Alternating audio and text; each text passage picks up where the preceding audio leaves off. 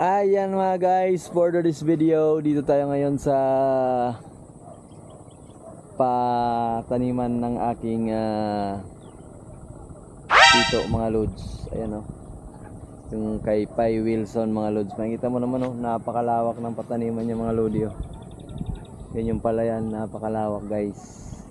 Itong side na yan guys, ito ang tinuturo ko. Pwede kayo bumili ng lupa dyan kasi ano yan eh, papatayuan ng mga bahay.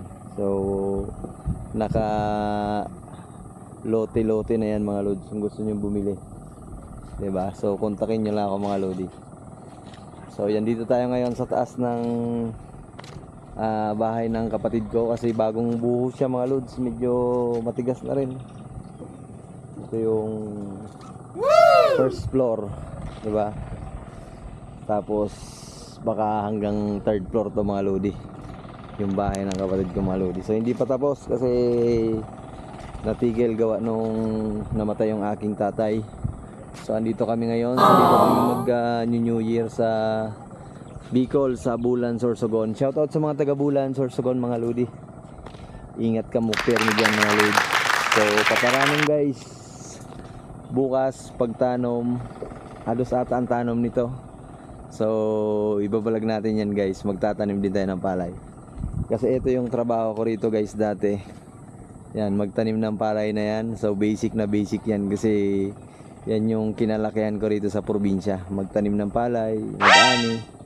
Yan, ano yan, magwatak. Yung tawag yan sa amin, magwatak. Ayan. Makita mo yan dun sila.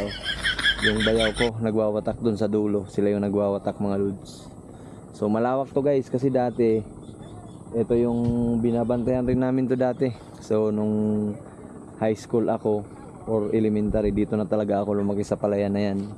So trabaho namin yan guys. Kaya ang trabaho rito sa probinsya, basic na basic lang sa amin. Kasi araw-araw kami, halos pagising mo andyan ka na, pagtulog mo makikita mo pa rin yung palayan na yan. Kaya ganun ang trabaho rito sa probinsya. Minsan naman pag wala kaming ginagawa sa palayan, so doon naman yung bundok na yan, diyan naman kopra naman yan. So nyugan, mag-ano ka ng nyug, diba? Ganun ang buhay rito sa probinsya. Kaya makikita mo naman, masarap ang buhay sa probinsya guys, basta meron kang pinagkakakitaan. Kasi dito lang ang mahirap, so maliit lang yung income. Di kagaya sa Maynila. Sa Maynila malaki yung income. Kaso ang kaibahan naman sa Maynila, pag wala kang sariling bahay, so dun ka magkakanda hirap-hirap kasi nangungupahan ka. Malaki yung upa ng bahay sa Maynila.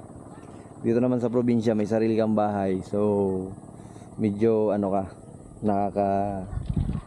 raos-raos ka sa mga bayarin. Pero ang ano dito sa probinsya, mga mahal na rin yung mga bilihin. So mahirap na rin. So kaya diskartihan lang talaga mga lods.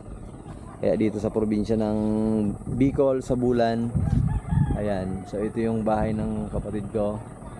Ayan, pagawa nila. So hindi pa tapos guys kasi ano lang, islab pa lang yan mga lods, diba? So ingat kayo lagi sa lahat ng viewers natin, sa lahat ng solid followers natin dyan. So ingat kayo dyan. So shoutout sa lahat ng mga OFW. Yun lang naman. Thank you and God bless mga guys. Bye bye mga lodi.